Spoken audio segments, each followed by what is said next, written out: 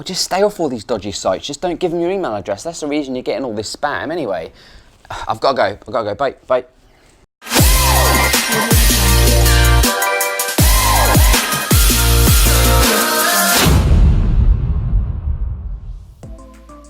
Hello and welcome to VideoVox, the online video short series where I answer your questions in English, not geek, about technology and the internet. So today's question is, why am I getting all of this spam? Disclaimer!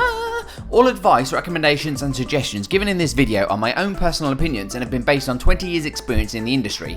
Please don't be hating on me in the comments. So in order for someone to send you an email, first of all, they have to have your email address. They've got to get this from somewhere, right? There are lots and lots of different ways people get this, so I'm just going to discuss the 3 main ways someone has gotten hold of your email address. Number 1, you gave it to them. No, I didn't. You did. You've put an email address on your company website. There are tons and tons of robots and spammers out there that scan websites for email addresses. They're very, very easy to pick up and very, very easy to find.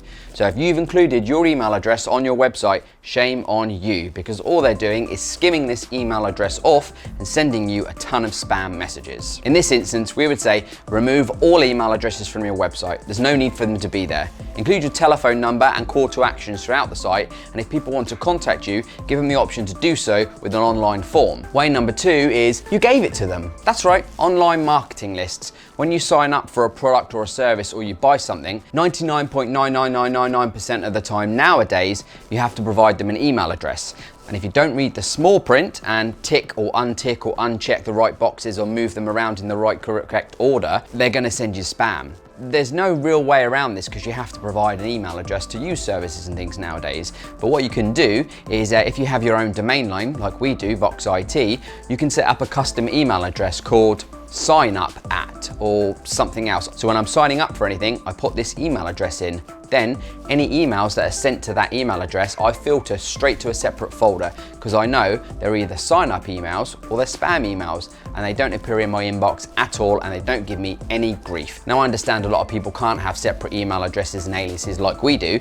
So in that instance, what you'd do is you'd need to train your email program to go through and learn what is spam. So when something comes in, right click on it and choose junk, and it'll just get rid of them and start to learn what it's doing. If you're a business and you've got an IT department, you'll hopefully have a spam filter or something that sits in the cloud that can do a better job of doing this before it even reaches your email client. Way 3 is you gave it to them. Well, you didn't really give it direct to them. Obviously, when you email someone, you send them your email address so that they can reply to you. And it's once that email address is outside on someone else's computer, you have no control over it. Lots of viruses and malware nowadays will infect someone's computer, and it will scan that computer for various amounts of information, such as addresses, credit card numbers, that kind of stuff, for obvious fraud. But it's also going to start collating email addresses that's on that computer because it knows that they're live, because they've come from someone else. They're going to use those email addresses to start sending you spam. And again, there really isn't anything you can do about this, because once you send an email and it's on someone else's computer, it's completely out of your control. Did I say 3 ways? I meant 4. And way number 4 is you gave it to them. That's right. When you get a spam email or something that you haven't requested, most of the time there'll be an unsubscribe link. Unless it's some very big, well-known organization or brand or company, this unsubscribe link is going to be pure junk. By clicking that unsubscribe link, you're taken off to a website to remove your email address from their mailing list. 1, clicking that link could be quite dangerous because that site could be infected.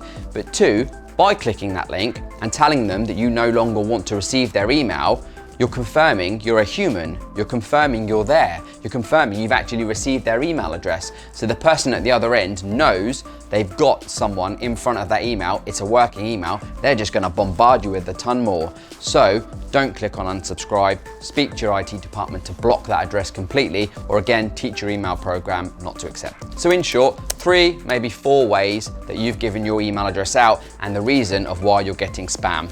If you want a bit more information, there's loads and loads of resources online about spam. So remember, if you like this video, give it a thumbs up. A subscribe would be better because it does help us out. Let me know in the comments box below if you've got any ideas or questions for videos or any feedback. And until next time, I'm gonna go teach my mum not to be signing up to these dodgy websites. Throw this shade on me, like they all hate on me. Don't bring that rage on me. Why they throwing shade on me, like they ashamed on me? I thought what they